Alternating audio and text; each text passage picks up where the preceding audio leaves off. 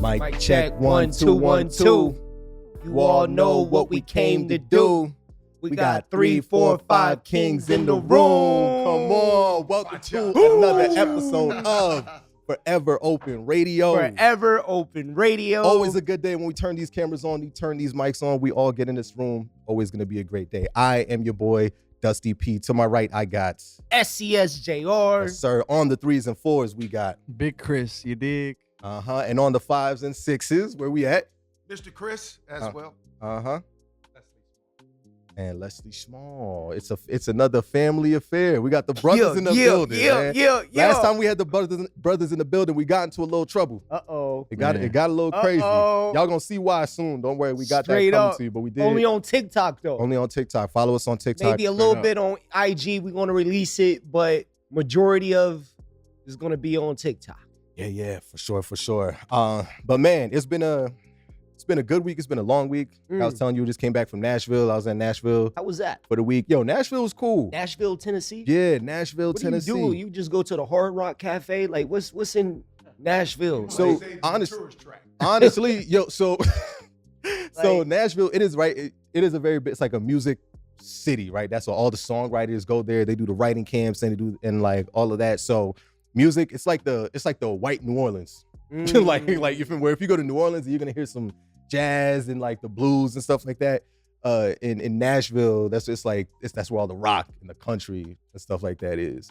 So it's there. So that was. I'm just a fan of music in general. So like just seeing people perform live, like I'll always find a way to appreciate it, whether I like, even if I'm not necessarily into the music that much. Yeah. So that was cool. The food though ate real good. Barbecue, bro. Oh, I need crazy. some barbecue. Was it our folks or was it the Caucasian place? It was both. But even the Caucasians had the fried chicken, brisket. We had some cornbread. We had some. It was, bro. Because I wonder, is that just like in the South? If that's universal? Like when we talk about them not seasoning their food, I don't hear maybe like on the East Coast in California, that's the thing. But in the South, I feel like cooking is just you know what I mean? That's just part of like the culture down there. Where they got it from? Who's in the South? I ain't arguing that. I ain't arguing that, but I'm just saying we need to do a barbecue, bro. Unks, we need to get a barbecue going.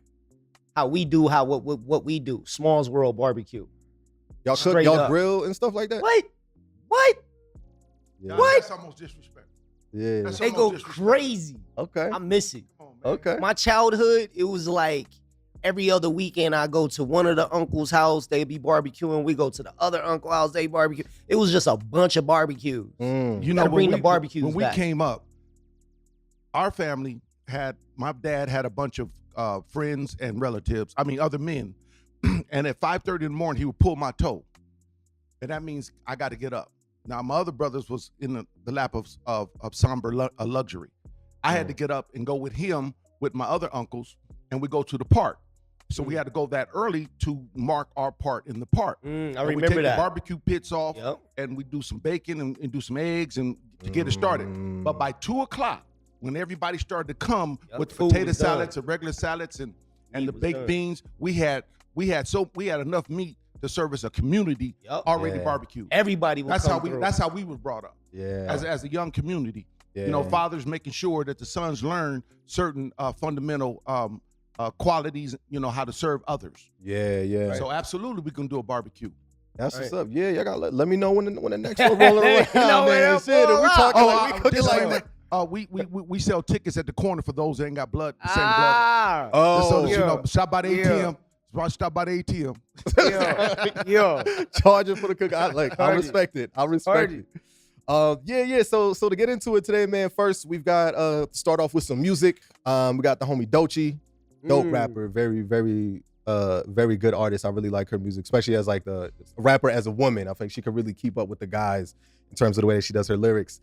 But she just dropped the music video for Anxiety for it. That one's going crazy. I think it's already at like 3 million views. Yeah, like everywhere, YouTube, everywhere, viral. So yeah, I know we got to see that. We love it's like first just like reactions to the video. What do you think? I would actually, to be a little more specific, I was thinking specifically from like the cinematography standpoint. Actually, I'll ask you, Leslie, like kind of what did you think? There was a lot going on in the way that she was like telling the story and like of the anxiety and just like visually as somebody in that world. what did you think of the music video? Well, I thought it was good. I mean, especially given today that the music video budgets are so low. Mm. You know what I mean? So, you know, you're limited in terms of what you can do. And I think just being in that one space inside of a house and out on the streets and using transitions and in-camera sort of magic, I thought it was really good. I thought the usage also of the people, you know, in the crowd scenes and stuff was great. So, I mean, I think they did a really good job. It's, you know, they didn't have a lot of money. You could tell everything's outside, daytime, exterior, right? So, you know, it's like, you know, so that's where your creativity comes in. You know what I mean? And I think that the cinematographers and the director on that did a really good job in terms of keeping it interesting, keeping it moving, you know, and that kind of thing. So yeah, I enjoyed that a lot. Oh, so that's like a budget hack, shooting in the daytime. Oh yeah. That way you don't have Yeah, to. the sun is your light. So Yeah, you don't have to yeah, bring you in know. instruments, you know. Yeah. But it also forces you to have to be timely because when the sun goes down, the light is gone, right? Right, So, you have to capture the magic in So, that. so when I look at something like that, I'm saying, okay, I know they're fighting light, they're fighting time, they're fighting the sun is moving, right? And so to keep the picture clean and crisp and to keep it feeling like it's the same time of day and all of that, that takes a lot of work, a lot of hustle and a lot of know-how and a lot of planning. So, I mean, they did a really good job. Yeah. For sure. Yeah, for me, I look at it from when I was watching it, I think I kind of was absorbing it from like the conceptual perspective, especially talking about anxiety. And because like anxiety is a thing that we all feel, but like how do you explain to somebody what anxiety feels like, right? Except for that part when she said feel like an elephant walking on my chest, right? Maybe a pressure in your chest might be a way that anxiety manifests itself for you, but for everybody it's a little different. So I think, but like seeing just like the chaos, it's like people busting through the window. It was like a bunch of scenarios of things that would make you feel anxiety. Like if you're in the house and SWAT busts through your window, that feeling you get in your chest, like anxiety. When she's, especially her being an artist and you see her, she's like getting pulled this way, that way, they're shoving mics in her face. I feel like as I'm watching it, I'm like, it's making me like feel more so what those feelings are to relate to her anxiety versus like when it's something that it's just like so hard to put into words, if that makes sense. So I think the symbolism there is like what I really gravitated towards. You know, my take from it, as from, you know, not technical or artist perspective, I think that her video was sexy, but not overly sexual. So I can really appreciate that. But I also, what I garnered from it was she was saying something. And with the word anxiety, recently I've noticed how there's a lot of women in this world that suffer from trauma from their past. Women that develop fast, you know, as far as their bodies are very pretty, and the disregard men have for our youth, our female youth. And they start to do things that to them while they're still in their formative years, that the men are looking at it from some kind of perverted standpoint that causes women to grow in their minds. They look at the things that were done to them, and as they get older, men would come into their lives and would almost suggest something that's similar, and then she gets anxious. She starts to suffer from trauma, the anxiety. Because with the elephant on the chest and what she was, I think that's what she was saying, is that there's a lot of women that suffer from this anxiety based upon what happened to them in their youth. Because so many men are having some kind of, are really disrespecting the process of growth for a young lady.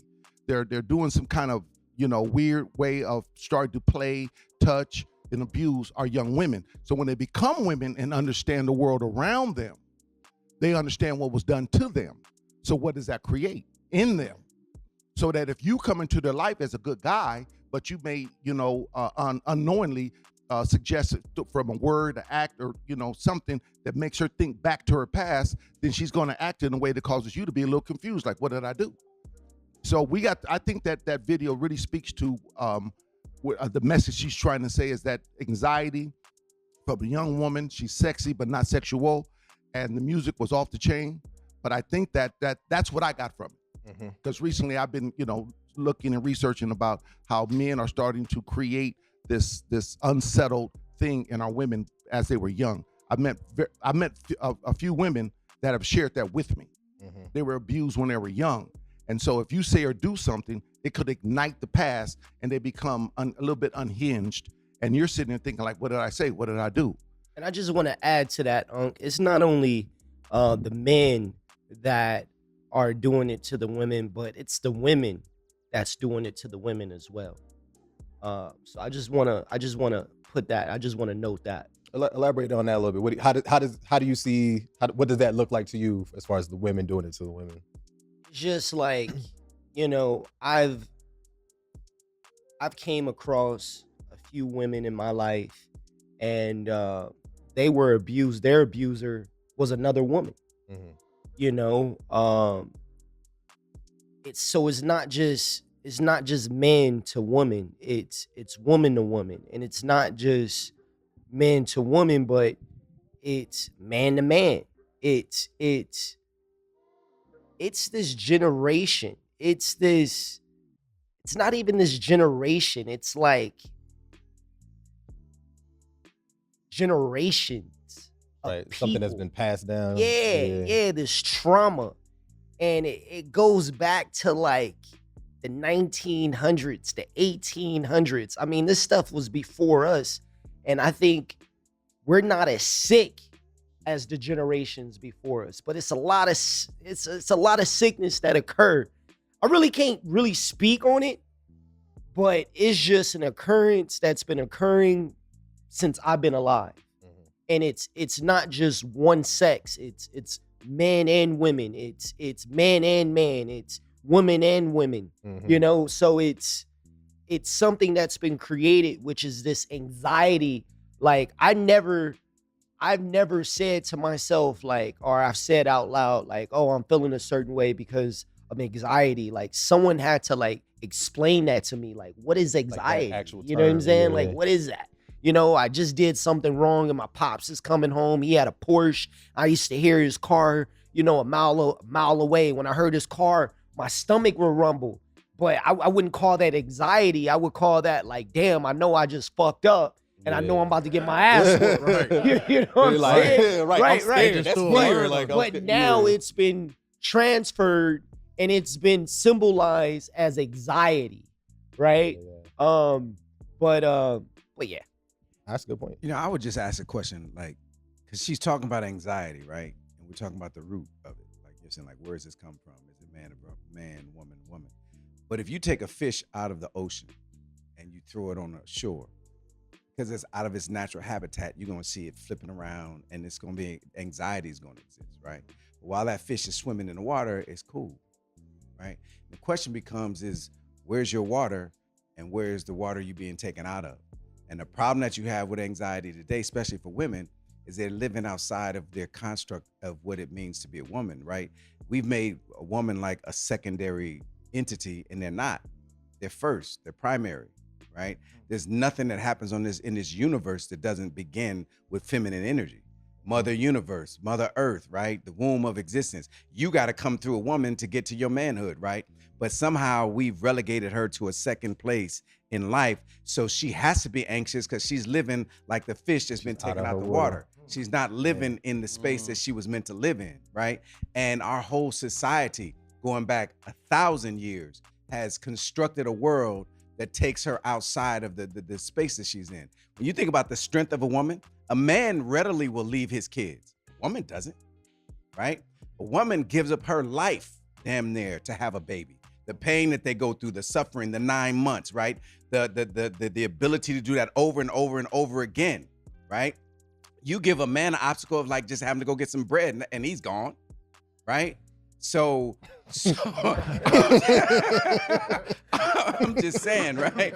And somehow we think that we're the stronger and they're the weaker, which is insane. You know what I mean? Like you even take some sort of historical context that says a man has a womb in his side and he pulls a bone out and puts it in the ground, and that's how you create a woman. Like these crazy ideas, right, have put women in positions where they don't have the ability but to have anxiety because they're living outside of their God sort of perspective. You know what I mean? And you can't tell me that we come to a woman that life is given through the woman's womb and that she's secondary. That's insane, and that insanity leads to the anxiety. Yeah, that was he just cooked. But now so crazy. Now let me add to that because that shit. was it. I just learned something. Just cooked so And like I good. say, he's my youngest brother, and I appreciate a lot that we transact. There's a greater quality in woman that we men do not discuss. Why that is, I don't know just yet, but we don't discuss the greatness of woman. Why? Reason men don't discuss it is because it's men that attack the woman, right? What is the one thing Think of it like this. The priesthood is based on the idea that only this man can talk to God and women can't be priests, right? And so you got to understand where that comes from and what kind of craziness is that. Women are the ones that are intuitive. Women are the ones that are telepathic. Women are the ones that know what's going on, can see, into the future and the past. That's their normal reality. And somehow the priest becomes the one that you got to go through as a man to talk to God. Mm-hmm. What could women do that men could never do? Women could give birth. Mm-hmm. Man can't do that. And men started trying to do that. They started cutting their penises off and creating holes and trying to impregnate. You see them trying to get pregnant today. They're still trying to carry babies and whole bit. They've always tried to take that back because that's the power. The ultimate power on this earth is the ability to give life. And that's what women have. And men have always envied that, especially in the Western culture. And so you'll see Western philosophies, Western religions, and all these things reinforce this idea that to be a woman is to create sin and that she ushered in death and all these crazy concepts when she's nothing but a life giver. And so on that. Yeah, I think something that really, and a real-time example that we are seeing of that is what's happening with Tracee Ellis Ross right now, right? When we talk about a woman who's living in her womanhood, just trying to kind of claim it and like have her life be what she wants it to be, put herself back in the water, so to speak. But right now there's a lot of, it's pretty controversial. Some people support, some people hate, with some comments that she made about just kind of the way that she navigates her dating life now. So I'm gonna play that clip for y'all so you can hear what she said, and then we'd just love to kind of get y'all reactions and thoughts on this here. But a lot of men my age are steeped in a toxic masculinity and have been raised in a culture where there is a particular way that a relationship looks. And anything that starts to smell of that for me, I did enough of it where I was controlled and felt like I was a possession or whatever those things were, or prize, and I have no interest in it, and I will not do it again. So what do we think of that? What are your like initial reactions? Or do we agree, especially when she's talking about, I guess, what comes with, and she said part of like the culture of like an older man, I guess, with if it's like that time and the way like men were being raised and how that affects like the way that they are or interact with women. Is that something that we've like seen or experienced? Do we align with that? Listening to her about control, right? So I think that based upon my own experiences, is that I cannot be with a woman I can't trust. So there's no reason for me to control her. She can, I dated someone and went to Africa. No problem. I trust her. She went out there, see what she needed to see. No problem. She go to Vegas with her cousins and nieces to Vegas. They say, what you do in Vegas, stay in Vegas. But I trust her because I am self-contained. I don't live a jealous life or insecure life when it comes to women, because I'm a firm believer that when God made one woman, he made another one, and he just kept making them. So there's no reason for me to act toxic, controlling, or insecure. I think what she's been exposed to are men that either have a nice coin, they got some bucks, and they have this twisted way of thinking of what their worth may be. And because she's with him and what he had to do to get his money, now the people around him that pays him always are saying, who he pays, everything they say to him is yes. And they try to kiss his butt in order to get that coin, to get that check. And he becomes, used to that. So maybe in when he's with his woman, he has that same sort of thing, along with, a small penis syndrome. He may have had trauma as a boy, and now he feels that he needs to control a beautiful woman, a shapely woman. Because if you got a woman that walks outdoors, she got that look, you better believe every man that look at her gonna look at her or try to say something to her. And same way you looked at her when you first saw her. Absolutely, up and down. I got the scan, I got the glasses on, them that can see through the dress, right? Metaphorically. So I just think that. Why you think she want to date younger men though? Because is it what you said earlier about this generation, our generation above me? When you look at the movie Color Purple. Look at the way Danny Glover treated his wife, his charge, right? I've never agreed with that type of thing. I'm 100% against it, but that's not the point. The point is, why does she treat the younger men? The younger men may be more in awe of her and willing to serve more to what she likes, Whereas the men that's her age or more does not look up at her. They look at her either straight across or down because of and she's not going to be trying to allow someone that's not accomplished into her life because she's accomplished. So again, I go back to thinking that maybe it has a thing with insecurity within himself, a over domineering personality as a patriarch, a misguided way of looking at how to nurture a relationship with someone with her physical and her attributes physically and her achievements. Let me ask you this. Are you dating women your age or women that's younger than you? Which do you prefer if you had a preference? Well, that's a double-edged sword. Well, just answer because the question. I date close to my age. Right. Because that's which do you prefer though? Close to my age. Okay. But in my immature life, you think that, the younger, the more, less wear and tear. You know what I mean? I used to have an idea that, and this is bad, but this is before I mentally elevated. But it's like a woman's like a tire. The more they on the road, the less grip there is. That was probably wrong until I saw birth. Once I saw birth and I experienced the post-birth, my mind was corrected. So let me ask Chris, are you into dating women younger than you or older than you?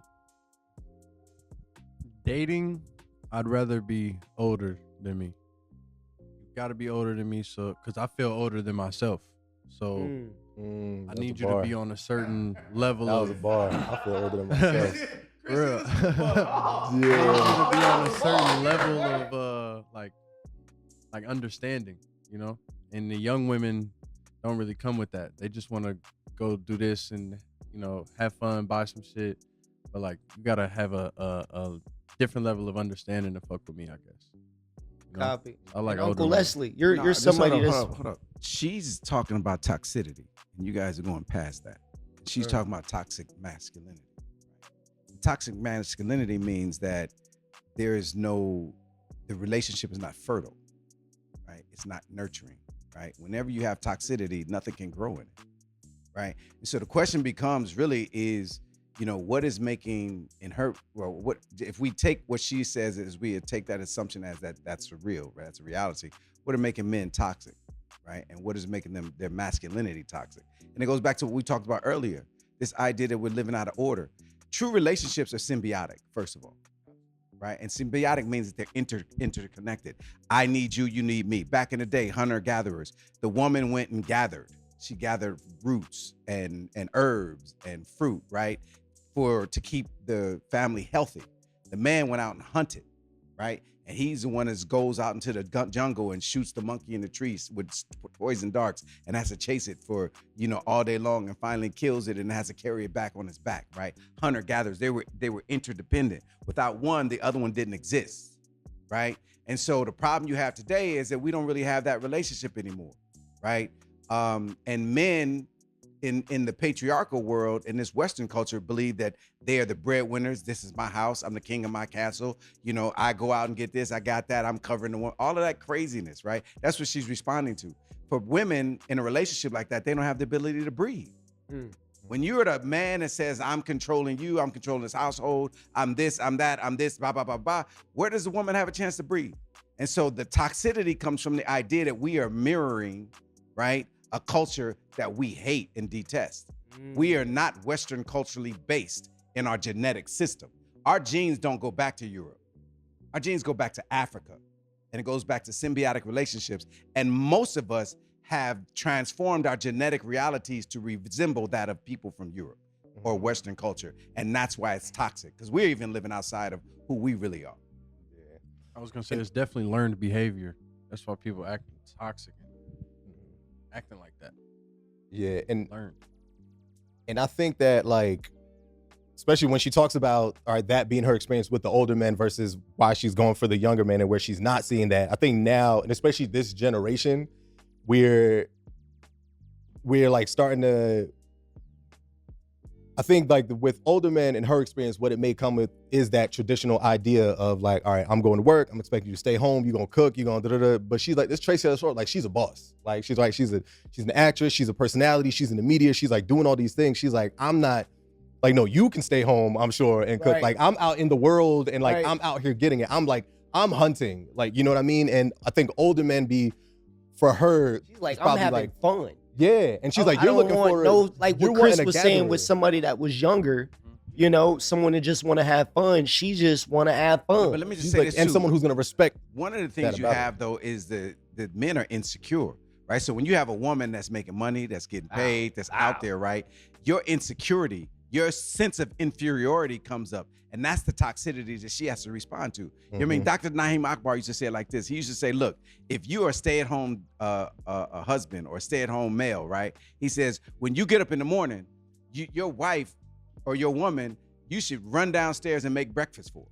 And so when she's getting ready to go to work, you have breakfast on the table, right? And you then send her to work with a lunch pan. And he said, if she has to ride the bus to work, when she comes back on the bus, you should be standing at the bus stop smiling and waving, right? You know what I mean? And having some water for her so that when she comes home, that you've created an environment that is not toxic, right? He was like, it has nothing to do with economics, but we as men, we think if this woman is making more money than us, has higher stature than us, somehow that we become, you know, like they actually love us more when we support them in what they got to do, right? But we use that as a, like, you know, as a thing to say, you know, our insecurities come out and we start making life hell for them. You know what I mean? We don't even know how to support a woman that's successful. Yeah. And more successful than us, right? Because in the woman's mind, her success is our success. In the male's mind, her success makes me feel like I'm not successful. It's called relative deprivation. If me and you are doing bad, then we feel good. But the moment one of us starts doing better, it reminds us that the other one is not. And that relative deprivation is what that toxicity is that she's talking about. And it's interesting now, right? Because I think in this generation too, what I'm starting to see, especially even in like music that I'm hearing and stuff like that, is that like having the boss chick, like that's becoming like more of the flex, like for the man, right? Where maybe it was, as we're talking about, right? The man needed to be on top and things like that.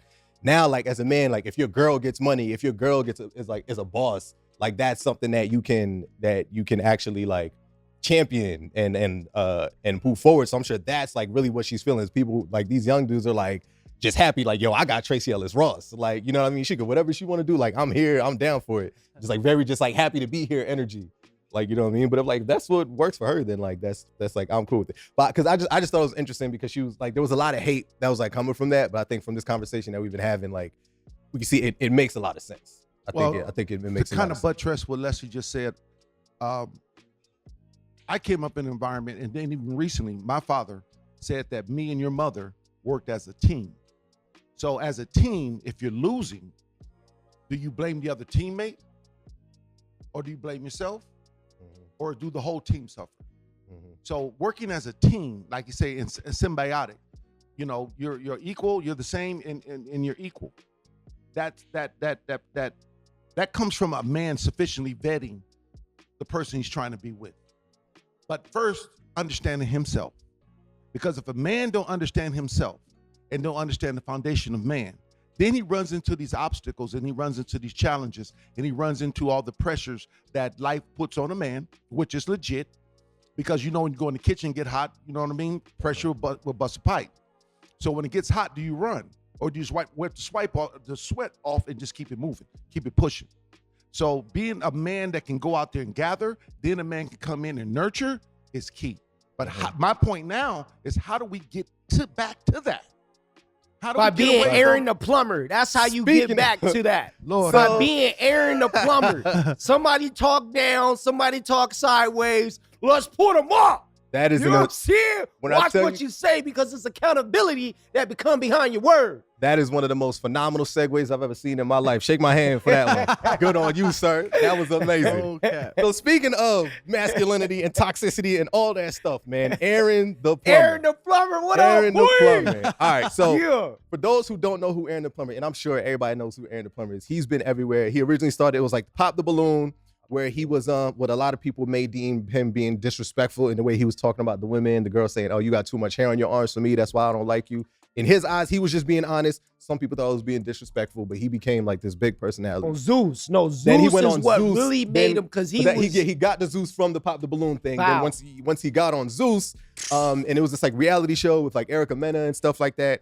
It was like him. It was like also a lot of other like guys. I guess they were competing. I never actually watched the show. Yeah. But essentially, what ended up happening was anytime he felt disrespected, anytime he felt like somebody was slighting him, talking to him wrong, his very first response is throw him Let's up. get down. Let's get down. Let's Now we got to get swap down. it. Now we got to get down, right? Yo. And so we were talking about this the other week, right? And I said something that I think that Aaron the Plumber represents, and that I think is necessary, is that when you look at the internet and just trolls and people who say the wild things that they say about people online, No consequences. it's because there's no consequences. Right. There's so many people who grow up never being punched in the face Exactly. that they just say shit and don't understand They didn't grow up around their older brothers, their older cousins. Soon as you used to walk in the room, used to get punched on. You know what I mean? You know what I'm saying? I got older cousins. Just walking by them, just saying hello to them, you're getting punched. Mm-hmm. Okay. And so now insert Aaron the Plumber, right? Somebody who's just reminding everybody that there are consequences to what you say. You're not just gonna disrespect me. You're not gonna talk to me however way. Whatever you said, you feel like you're gonna have to stand on it. Throw your hands up. We run in the fade. With the camera in front of her, in front of him, right now. Because and that's why I think it's the reminder that actions have consequences. And that's what I like about Aaron the Plumber. I know we have some dissenting opinions in the room about Aaron the Plumber as well. You ain't lying. So my Uncle Chris remind me of Aaron the Plumber. Now, at the end of the day, we're gonna end up getting into a problem. We're gonna have a problem up in here in a minute. I'm just saying, There's you gonna be some remind me of furniture Aaron moving the up here in a minute. Plumber. Because Look, this is what I'm talking about. I disagree with that. This is what I'm talking about. disagree. First thing you say, we're going to move some furniture. Why? Because I got to watch what I say. No, because watch what you say. What he just because said. we're going to move some furniture. What did Steph just say when he walked You by his remind cousins me of him. and his uncles to get punched, right? Get punched. He might get that again right now and keep it up. That's Aaron the Plumber. And I ain't even saying anything but the facts. So, you know what I'm saying? no, I my go point- around my Uncle Leslie. Ever since I was young, he was doing karate. Yeah. Like, you know what I'm saying? Who you got, him or Aaron the Plumber? 1v1. Who? Who you got 1v1? Him versus Aaron the Plumber. Who's him? Uncle Chris or Uncle Leslie? Uncle Chris. Oh, Uncle man. Chris? Uncle Chris OG. Come on, listen. It Man. ain't know who I Listen, got. It ain't. If I got Uncle. Me It and ain't- Aaron it the Plumber ain't- is it not in the ain't- same. Wait, let me hear Yeah, you. Let's hear your take. We're not in the same mental league. See, Uncle. Okay, go. I would Steph. never put my uncles versus anyone Okay. because it ain't no versus. Different. You know what I'm saying? But what it is if you're a real man, my uncles are man. They manner than They're that. they're men. They're men. Meaning like any man that go around my uncles, they're gonna love my uncles because it ain't no funniness. They're men. Type shit. Period. Like my grandfather is still living today, and it's their father. And he's a man. Period. He still get his hair cut. Player. You know what I'm saying? His spread every morning. His newspaper. He's 80-something living in pain, but when you go see him, he's sharp because he's a man. He ain't sitting around complaining. None of that. We all come from men, so it ain't. If you're a man, it's not me versus you. It's called Steel Sharpens Steel. So, again, I'm gonna go back to my point. Yeah, I want to hear your take Okay, on. because I'm not for the listeners. I'm not trying to put myself on a pedestal. I'm not trying to seem like something that I'm not. One thing in my history, like my brother Leslie, I remember the time we was in the garage, and he's right. He was into taekwondo or jiu-jitsu, one of the two. And I was, I started off, working out young and started to, I ran into our enemy at 13. And by the time I was 16, a warrior had woke up in me because the Europeans started to attack me without provocation. So something woke up in me. So I started to train myself with my physical abilities. And then my younger brother, one day, I still kind of want some get back because, he said, I can kick you right in the chin. I'm standing like right here from him, right here. And the next thing you know, he just leaned back, kicked me in my freaking chin, right? I never got my get back. I kind of I kind of want some furniture moving right now. You know what I'm saying? But because I never forgot that because he did it. I was impressed. He kicked me in my freaking chin, and shit wasn't no little light tap either. So, but my point is, in my life, I've been a bigger guy, all my life, and so I would say to the listening crowd or the listening audience is that when it comes to Aaron the Plumber, what bothers me about him is that I think about what separates man from animal, the level of intelligence. And so soon as somebody says something and you automatically want to get physical tells me that you're thinking on the level of an animal. But you do the same no, thing. I don't, because first of all, Soon as I opened my mouth, you were like, let's move all right, furniture. because you're my nephew, it's josting. It's Bro, really if josting. it was somebody else, it would be It's no josting. saying it. You No. would just start All moving right, so it. my point is this. Let me get to my point, because right now, as your uncle, I'm saying, go ahead and park. Go ahead and park, because we still. Or what? Well, Or what? it ain't got no other words to We it. gonna talk? The communication. Want me to make you a smoothie? Or what? The communication, they got that kind of language, right? But my point is that my mom taught me about words. I was in junior high school. Somebody did the playing a dozen, said something about my mother. I mollywopped it. So I get suspended. So I'm telling my mother the story. She said, and I'm gonna tell you what she was doing. She was popping peas, making green beans and potatoes. And she stopped after I told her, because what you said about your father coming home, I got the same feeling. You don't want to see him while some trouble. You get that feeling in your stomach. Anxiety. I was on the road with the story, and I thought she was getting it. And so she turned to me and said, let me ask you a question. She said, so he said something about me? I said, yeah. I'm thinking I'm about to get out of trouble. She said, well, let me ask you a question.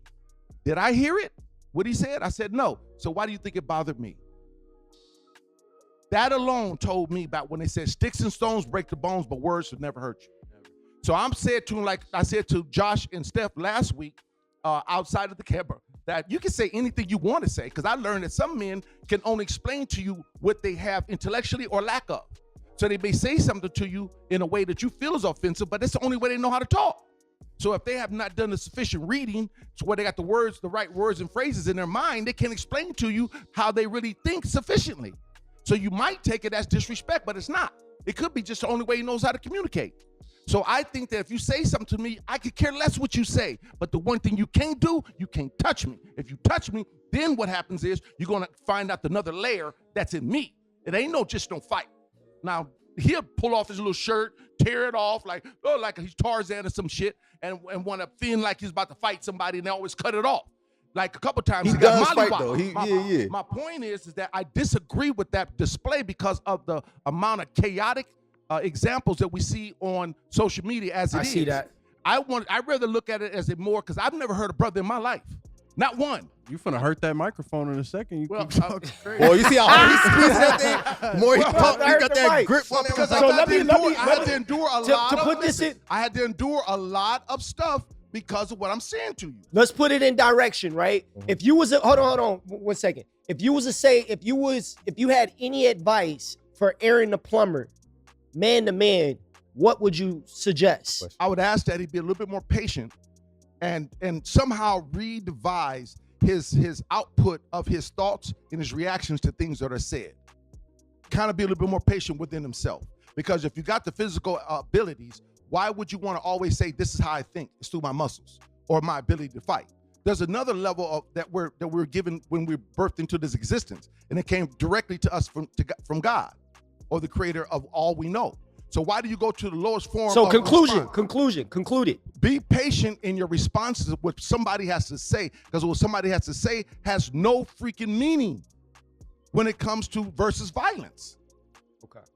Yeah, cause say when we the fastest and the strongest, and we get this mind together, can't nobody stop us. That's what he said. The problem I have with somebody like that is he's foolish. And it's a foolish posture. There's some really tough guys in this world. There's some guys that can do some really bad things to you. So for your posture to be, I'm gonna try to, get down with anybody that comes against me, that's just stupid. Because at some point, one of these cats, you know what I mean, that can really do this thing really well, right? You don't know dog brothers. Break every bone in your upper body. And conflict is the last thing you ever want to do. Why? Because when you go into a conflict, you never come out uninjured. I don't care. You know what I mean? You could be, the best fighter in the world, but there's some oil on the ground and you slip and fall and now you're on your back and the cat jumps on, right? Conflict is the least thing you ever want to do, right? The art of war, is like your enemy should be defeated before they even know there's a war. You see what I'm saying? So the idea that you got this character running around, I want to fight all the time, that's just foolishness. You know what I mean? And because I'm telling you, there's some really tough guys out there in the world, right? And fighting is the last thing you want to do. So he should be, what about if he said, if his muscles were his brain? What about if his muscles were his history? What about if his muscle was the knowledge of his culture? What about if his muscles was transformative and it can transform the people that's talking stupid, right? What about that? right? Using that as a language of recrafting and restructuring our community, right? Every time he goes to beat somebody up, it's another person who looks just like him. What is that called? Identification with the oppressor. He sees out of the eyes of the same people that hate him. And that's silly because he's not transforming anything. So I think to like wrap it all up, to sum it all up, while I do still believe action should have consequences, it doesn't always have to be like throwing the hand. Like there's other ways to do that. Action. And I think, yeah. He said what they say. What happens with him is words. Now, like I said, the action is if I physically touch you and disrespect the only thing that I got that's mine, and that's me. Because so what you're saying in your conclusions is you said actions. So yeah, if you act towards me and you violated my personal space and touch me, then I got to respond to that on a universal level. And I guarantee you, I'm gonna ask God to give me the thunderbolts to put on that ass.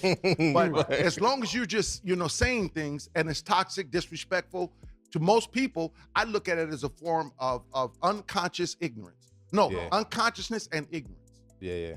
I don't agree with Aaron. Aaron, if where you at? Aaron, if you see this, I'm saying to you, I dig that you put a little work in your little body.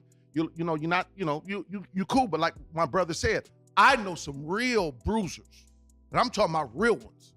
And they don't talk. They don't do what you do. I've been big all my life. I don't wear shirts that's so tight you can see every bit of your arm. That's supposed to be a surprise.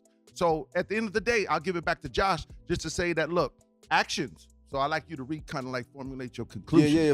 All right, well, he ready to get out on me. So Chris. So in conclusion, to Aaron the Plumber, to any brothers out there that may be like Aaron the Plumber, the one thing that you need to remember: sticks and stones, baby. Sticks and stones. A stick and stone ain't gonna give you a black eye, it ain't gonna break your arm, it ain't gonna none of that. You feel me? Stop letting people get you out of your body off of the words that are coming out of their mouth, right? Because if that, right, they may be ignorant, they may not know, they may be communicating the only way that they know how to communicate. And also as a man, I feel that you shouldn't be able to let somebody who's not physically touching you, assaulting you or anything, stir up such emotions like in you, right? If you really a man and you really standing on yours, fuck whatever they saying, because you know who you are, you know what you are. So don't let them get you out of your character. Don't let them get a rise out of you, because even if you whoop their ass, then there's a different fight that they won. You feel me? So just think, pause, process, and move on. You feel me? This has been yet another amazing episode of Forever Open Radio. Thank you for sticking around. As always, I have been your boy, Dusty P. SCSJR. Big Chris, my baby. Mr. Chris. You already know what we need you to do. All right, Apple, Spotify, give us 5 stars, leave a review, go to the YouTube, subscribe, like the video, drop a comment, and make sure you turn those post notifications on. That is important. Turn those post notifications on. Make sure you tap in with us. Instagram, TikTok at Forever Open Radio. Like we said, we got some heat coming for you, forbidden content that we weren't able to get to the people, but we want to make sure that it gets to you. So follow us, tap in, hit us up. Let us know what you want to hear. Let us know if you want to be a part of the movement. Let us know if you want to be on the show, and we will catch you next week. And be on the lookout for the GoFundMe link, baby, because Open is going global. Global!